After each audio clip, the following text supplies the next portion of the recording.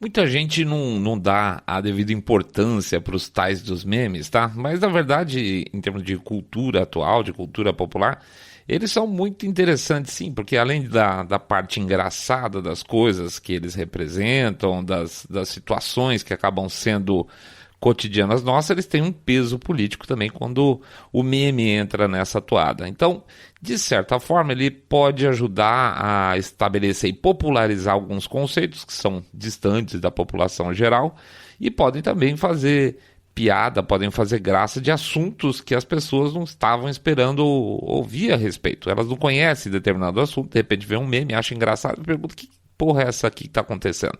Então, nesse sentido, o meme é uma arma interessante de divulgação de certos conceitos, sim. Às vezes, um determinado meme, também eu diria que é um meme não tão bem feito, você tem situações em que cada lado, cada posição entende do seu jeito, acha graça da sua forma, tá? Eu, por exemplo, eu não acompanho muito política nacional, então às vezes tem alguns memes aí que eu vejo eu vejo que tem uma graça embutida na coisa, mas eu não entendo. E aí seria o caso do sujeito que viu o meme e passa por cima porque ele não foi pesquisar. E a ideia final seria que as pessoas pesquisassem, né? Mas se tem um meme que reflete perfeitamente o atual estado de coisas da nossa civilização atual, é o tal do meme do cachorrinho na sala pegando fogo, sabe qual que é, né?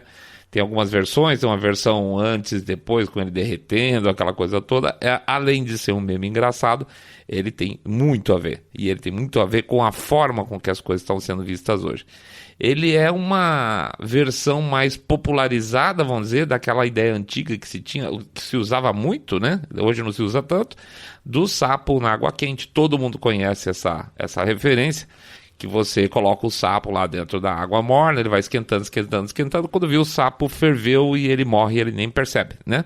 Mas é uma versão, vamos dizer assim, turbinada dessa história do sapo na água fervente, tá? E ele retrata visualmente um formato de coisas que acontece hoje. E eu acho interessante a gente discutir que formato é esse e por que existe uma exposição maior das coisas que antigamente achava meio teoria conspiratória, tá? Ou coisas que incomodavam, que começam a ficar muito claras pra gente. Tem muito a ver, por incrível que pareça, com o nosso cachorrinho da sala pegando fogo, tá bom? Daqui a pouco a gente volta.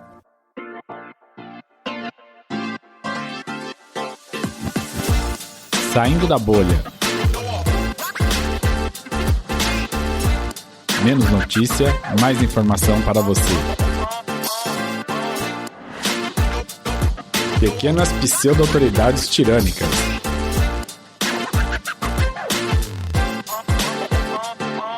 Bem-vindos ao Saindo da Bolha, esse é o nosso episódio 113 e, como vocês sabem, agora a gente tem um jabazinho bem rápido aqui no começo. A gente pede para vocês entrarem lá no nosso site www.saindabolha.com.br e clicar no botão follow this podcast ou seguir a gente no Spotify ou nas demais plataformas. Pede também para seguir no nosso canal no YouTube, dar o likezinho, tocar o sininho lá para ser notificado e acompanhar sempre que possível, porque lá também é muito legal. Se vocês comentarem, ajuda muito nas nossas estatísticas, o YouTube empurra a gente para frente. E pede finalmente também para fazer o famoso boca a boca sarado, pedindo para vocês contarem para seus amigos que vocês estão acompanhando esse podcast cabeça direita limpinho, supimpa e que detesta, abomina o politicamente correto. Finalmente, falar do nosso Pix, né? Nosso Pix que está aí colocado em todas as nossas plataformas. Vai lá, doaçãozinha, 1, 2, 5, 10 milhões de reais. Lembrando que não tem doação pequena. Ah, eu não vou doar porque é muito pouco. Não. Doação pequena não é motivo de vergonha, meu jovem. Pingado não é seco. É isso aí, vamos pra frente. Vamos falar do nosso cachorrinho e das nossas pequenas autoridades aí. Vida que segue. A dose certa. Tudo na vida é baseado numa correta escolha de doses, né? A água que a gente bebe, que faz muito bem por sinal, se você beber água demais, não é legal. Se você respirar muito, se você começar a respirar loucamente, você vai ficar tonto, vai dar um excesso de oxigênio, ou hiperoxigenação, você vai ficar tontão, etc e tal, você pode até desmaiar. Então, a água que você bebe, o ar que você respira. Ninguém em sã consciência, por exemplo, fica tomando laxante para ficar limpinho e supimpa por dentro, apesar que tem gente que faz, né? Mas eu disse em sã consciência, mesmo sabendo que o que você está colocando para fora é porcaria, você não fica tomando laxante que nem um louco. Então, existe um fluxo natural para as coisas. A lógica da dose mostra, então, em certo sentido, muito bem o que é radicalismo e o que não é, né? Ou seja, não ser radical é fazer as coisas na dose certa. Via de regra, o conservador, inclusive, reclama da dose da esquerda, até porque o conservador não está a fim de, para alcançar mudanças positivas, que se acelere demais os processos, ao contrário do que eles gostam de fazer, a gente sabe muito bem. Mas uma coisa a gente tem percebido, todo mundo tem percebido, o pessoal aí tem metido o pé no acelerador. E isso é uma coisa interessante, porque esse excesso de velocidade de mudanças acabou expondo muitos daqueles que estão acelerando demais as coisas e os seus objetivos. Tá? Então a grande diferença que a gente vê aí, que a gente menciona lá na história do cachorrinho, é exatamente isso. Pensa o seguinte: começa aí há alguns anos atrás com as questões climáticas. Uma martelação durante muito tempo. Olha o passarinho, olha o esquilinho, olha a árvore, olha o ursinho polar, olha não sei o que, parará, todo mundo se sentindo levemente desconfortável e a coisa sendo mexida. E aí, com o passar do tempo, surgiu a Covid deu uma noção de urgência para tudo. Então, é o seguinte: vamos mudar tudo aqui porque esse é um momento muito importante. E tudo foi acelerado para uma faixa assim inaceitável. Só que tudo que foi alterado em todas as frentes. De repente, nas questões, por exemplo, do Black Lives Matter, você vê no Critical Race Theory questões relacionadas a gênero, mudanças de vocabulário, legislações malucas que as pessoas não estavam esperando. A Covid em si foi um catalisador das mudanças que certas pessoas queriam. Foi no período da Covid, foi em plena Covid que teve a questão do Black Lives Matter lá tentando desestabilizar a democracia americana. Foi no período Covid que teve fraude das eleições e aí a gente chega nos nossos momentos atuais aí onde você tem vários questionamentos relacionados com liberdades individuais sendo suprimidas. A verdade é que esse povo acelerou demais as coisas e com isso acabaram se expondo, né? Como assim mudar minha língua? Como assim desrespeitar a Constituição na caruda? Como assim estabelecer quem vai ser presidente na mãozada? De repente aquilo que a gente achava que estava sendo meio exagerado, né? A gente ficava meio incomodado, só achava que estava meio exagerado, de repente passou de qualquer limite, tá? Passou a ser uma exposição completa de objetivo, uma sociedade meio orwelliana no duro. Não foi assim? Pois é, mas deixa eu voltar pro meme do cachorrinho. O meme do cachorrinho. Repara que o tal do meme do cachorrinho da sala pegando fogo tem duas diferenças importantes com relação à história do sapo na panela que vai cozinhando devagarzinho. Cada um representa o seu tempo, o tempo da sua existência, tá? Essa coisa da cultura popular é isso mesmo, as coisas representam o momento que elas estão. Então, quais são essas duas coisas que são diferentes na história do sapo e do cachorro na sala lá pegando fogo? Uma é o não perceber, tá? O outro é o perceber e negar. Deixa eu explicar. As duas situações marcam a mudança de percepção que as pessoas têm tido em relação aos tempos da criação dessas histórias. No começo, vamos lá, o que ele está dizendo da história do sapo, que é lá de trás? As pessoas se deixavam levar até por comodismo e quando viam, já era. Ou seja, você deixava correr, não, deixa mais tarde eu começo, mais tarde eu faço uma oposição, mais tarde eu discuto o assunto e quando você via, não tinha tempo para mais tarde. E aí você já tinha sido engolido, você já estava fora do jogo. Na outra situação, do cachorrinho agora, a pessoa tem consciência plena de que tudo está indo para o brejo. A sala está pegando fogo, o cachorro está até derretendo, mas ele nega. E por que ele nega? É isso que é o mais impressionante. Como é que alguém mora em um país, por exemplo, como um americano, que sempre teve uma inflação sob controle e, de repente, ele começa a negar que existe inflação? Ou começa a falar que inflação é uma coisa boa, né? Teve matéria nos jornais falando, não, inflação é legal, porque daqui para frente, aumentando os preços, o pessoal vai acabar aumentando o salário das pessoas. Olha isso num jornal de grande circulação, tá? Essa semana eu vi um tweet de uma influencer falando o seguinte, que a culpa de tudo que está acontecendo, essa dificuldade pelo que os americanos estão passando em função da inflação, é culpa das famílias americanas, dos pais, daqueles que tocam as suas famílias. Por quê? Porque eles não estão separando dinheiro para o custo maior das coisas. Então, assim, eles estão tendo mais dificuldades porque eles não estão guardando dinheiro para compensar a inflação.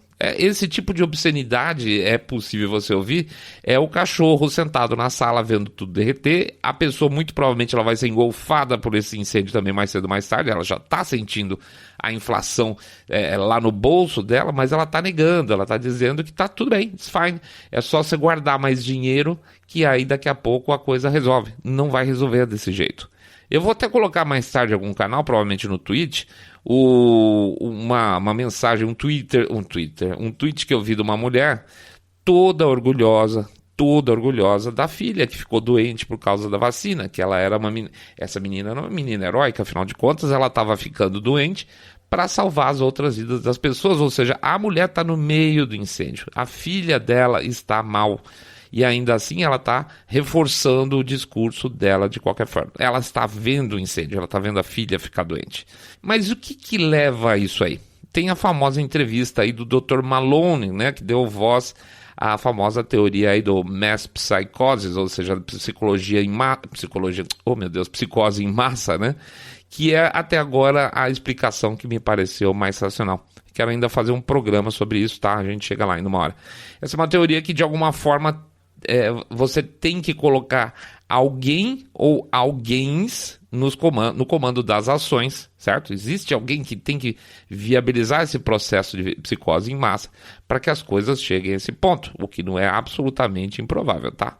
Por outro lado, para isso acontecer, não adianta, vamos dizer assim, só a cabeça funcionar. Tem que ter operadores, as coisas para elas funcionarem, tá? A cabeça sozinha, ela precisa de braço para fazer as coisas acontecerem. E os bracinhos estão aí operando para que essa cabeça possa funcionar. A grande elite, ela não conversa com a população diretamente, pelo contrário, não tem lá muito apreço por ela. Tem que ter um intermediário, tá? E um intermediário que tenha que ser fiel, e tem que ser fiel mesmo. Não pode ser um intermediário só pago para ser intermediário, porque a pessoa tem que acreditar profundamente para ela botar em prática o discurso e as ações referentes a esse assunto, ou esses assuntos que são passados para ela, tá? Nesse sentido, então, teve uma entrevista muito interessante no Bill Maher, que é, por sinal, um cara de esquerda, né? Deixando claro que nessa entrevista estava lá ele, o Bill Maher, que é de esquerda, a Marianne Williamson, que foi candidata democrata da esquerda americana, tá toda porra louca, e o investidor empresário Vivek oh meu Deus, sempre troco o nome dele, Ramaswamy, tá? Vivek Ramaswamy. Para quem não conhece esse cara, ele é um empresário da área de farma, ex-CEO de uma empresa que ele criou, aliás, ele também é um investidor de tecnologia, etc e tal. E ele se afastou da posição dele de CEO e em seguida lançou o livro Woke Incorporated Inside Corporate America's Social Justice Scam, ou seja, alguma coisa como Woke Incorporated, por dentro do golpe de justiça social da América corporativa. Tá? É um cara lá de dentro, onde nesse livro ele desanca as corporações aí, essas corporações boazinhas, né, que ficam agindo como militantes de justiça social e, claro, até por isso não é um cara exatamente amado por esse povo, né? Enfim, o Vivek Ramaswamy, nessa entrevista aí do Bill Maher, ele fez um super resumão de partes do que ele menciona nesse livro, que é o que nós vamos chamar assim de autoritarismo burocrático, a tiranização da pequena burocracia. Não precisa ser mais o presidente da república dizer que não gosta de alguma coisa para que essa coisa não exista mais, tá? Então basta, por exemplo, o reitor de uma universidade proibir Ou exigir que os alunos coloquem a máscara de volta entre uma mordida e outra no sanduíche ou uma bebida e outra na coca. E isso acontece. Tá lá nos Estados Unidos, uma universidade, o reitor falou, não, esse negócio de comer na cantina e não querer ficar mascarado o tempo todo não pode. Então você tem que dar uma mordida, mastiga com a máscara e depois dá outra mordida. Então esse tipo de imbecilização, ela não depende mais de uma decisão do presidente da República, nem do governador, nem do prefeito. Basta o diretor da escola ou o reitor decidir e tá feito. Não precisa ser mais o governador dizer que tal coisa é proibida de ser falada. Porque é transfobia, vamos chamar.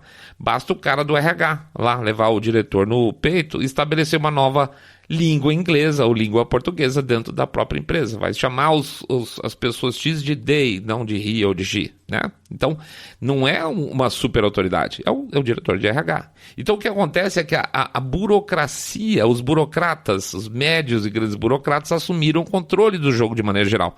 Por exemplo, o gerente de marketing fecha o podcast do Monark.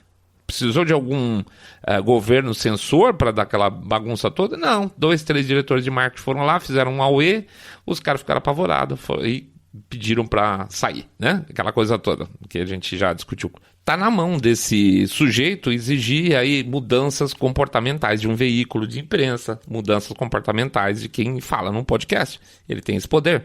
Tá na mão do diretor da Amazon, por exemplo, decidir se vai ou não distribuir um livro, porque ele não concorda com as ideias. Ou está na mão de um diretor da Visa, se vai poder ou não permitir que um podcast receba doações, como no caso aconteceu com o Carl Benjamin, né? A Visa pressionou o PayPal, se não me engano, na época. Não, foi o Patreon. E o Patreon mandou derrubar o Carl Benjamin. Ele teve que ir para outro lugar. Então, não pode ter campanha de arrecadação. Está na mão da área legal de um banco. Então, resistir ou não resistir à pressão do governo canadense se deve ou não congelar os ativos do movimento dos caminhoneiros lá. Eles podiam entrar com uma ação quando falam, não vou fazer isso. Mas não vão querer fazer isso. Veja que a história dos caras lá, dos caminhoneiros, está ficando complicada nessa questão financeira pelo seguinte. Primeiro foi o GoFundMe, né? A polícia de Ottawa, né, que eles falam, pediu para o GoFundMe congelar lá os bens, parar de passar o dinheiro para os caminhoneiros, porque para eles eram um bando de arruaceiros, de terroristas e tal. Então o GoFundMe pegou, baseado lá nas regras internas da empresa, de que eles não poderiam pegar mais o dinheiro, apesar deles terem financiado outros grupos de baderneiros por aí afora. Outros não, grupos de baderneiros realmente lá fora, como por exemplo a turma que fechou o centro de Seattle, por exemplo, né? Depois o que eles fizeram? Saíram correndo, foram pro Give Send Go, e o Give Send Go falou, aqui ninguém vai botar a mão no dinheiro desses caras, hein? Ninguém taca a mão nesse troço. O que aconteceu? Conseguiram na justiça congelar os ativos que tinham dentro do Give Send Go. Aí, o que aconteceu? A turma eles já estavam no Give Send Go com mais 10 milhões, hein? Aí foram para o banco. A nova ação de governo contra o banco, e o banco agora também teve os ativos congelados. Mais $1 milhão dos caras. Ou seja, pode fazer o que quiser, desde que você tenha alçada para isso. Hoje, por exemplo, a Polícia Estadual lá de Alberta se viu no direito de entrar na área onde estavam alguns tratores, na verdade escavadeiras, dessa turma que está protestando, e destruir os componentes mecânicos dessas escavadeiras, um prejuízo altíssimo dos caras que são donos das escavadeiras. Sim, então o Estado destruindo o patrimônio privado. E as máquinas estavam encostadas fora da estrada, não estavam nem lá dentro da pista, tá? Então, não foi o Trudeau que mandou, não foi o governador da província obrigatória que mandou fazer, foi um departamento de polícia que achou uma boa ideia ir lá e fazer algo o quê? Ilegal. Por quê? Porque a pequena burocracia sentiu que tem poder e não está tendo oposição. Pelo menos até agora. Daqui a pouco, dentro da sua casa. Essa semana eu vi um vídeo interessante também. A mulher está dentro de casa e de repente batem na porta dela à noite, na casa dela. É uma policial, lá no Canadá. E aí a policial chega, fala boa noite, pois não, que eu posso ajudar? Falou, por acaso a senhora postou alguma coisa no Facebook apoiando o movimento dos caminhoneiros?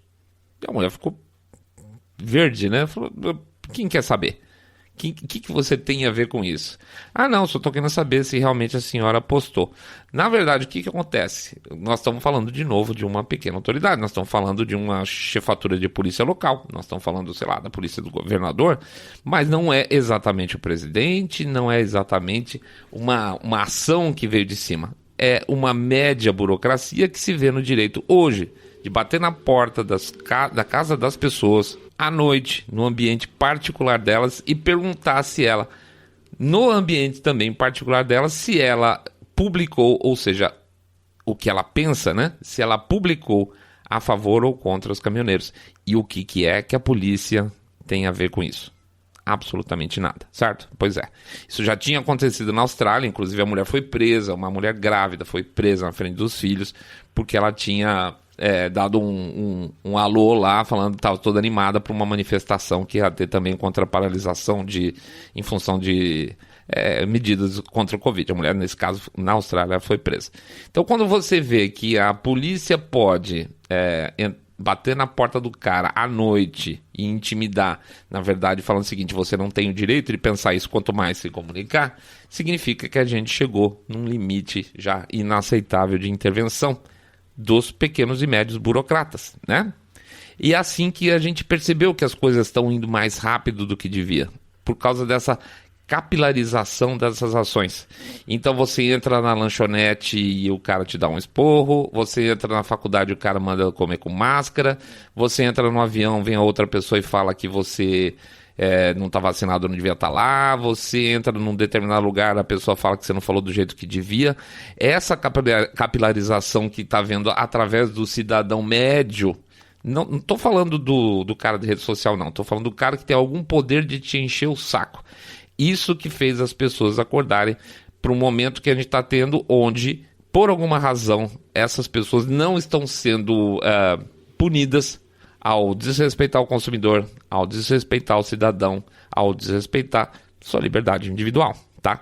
Aí as pessoas falaram: opa, foi rápido demais. E essa capilarização só foi possível a partir do momento que os pequenos pseudo-burocratas tirânicos começaram a invadir a vida da gente, tá? Então isso prova o quê? Prova que nem todo jogo tá lá em cima. E isso é importante, que as pessoas fiquem atentas que não é só a grande eleição que muda tudo. Não é você falar assim: eu vou votar no candidato A ou no candidato B para presidência ou para governador para corrigir essa situação. Não é isso, tá? Procurem seus direitos na interação que vocês têm com as aspas pequenas autoridades também. Tem que cortar por cima, mas também tem que cortar a raiz por baixo, tá bom? É isso aí, pessoal. A gente agradece a presença de todo mundo. Pede para entrar lá no site www.saindodabolha.com.br, clicar no botão Follow this podcast. Pede também para vocês seguirem no Spotify ou nas outras apps. Para fazer o share do episódio, por favor. Para dar uma acompanhada lá no YouTube, dá o cliquezinho no sininho, dá o like no episódio, faz um comentário para ajudar a gente nas estatísticas. E pede também para fazer o famoso boca a boca sarado, contando que vocês estão acompanhando aí um podcast cabeça direita limpinho, supimpa, que detesta o politicamente correto em profundidade. Pede também para vocês anotarem o nosso endereço no Telegram, por favor. bit.ly/telegram-bolha, bit.ly/telegram-bolha. Finalmente, claro, eu não ia deixar de falar do nosso Pix, para vocês darem uma força pra gente. Pega aí e fala: poxa vida, eu acho que cada episódio se eu sair da bolha eu vou botar R$1. Deu toda a diferença do mundo. Vai por mim. Pingado, gente, não é seco. Agora sim, uma boa semana para todo mundo. Muita paz, muita força, muita saúde, muita paciência principalmente. E vamos lá, vamos virar o jogo que a gente merece, tá? A gente merece sim. Fiquem todos muito, muito mais super, super bem. Saindo da bolha.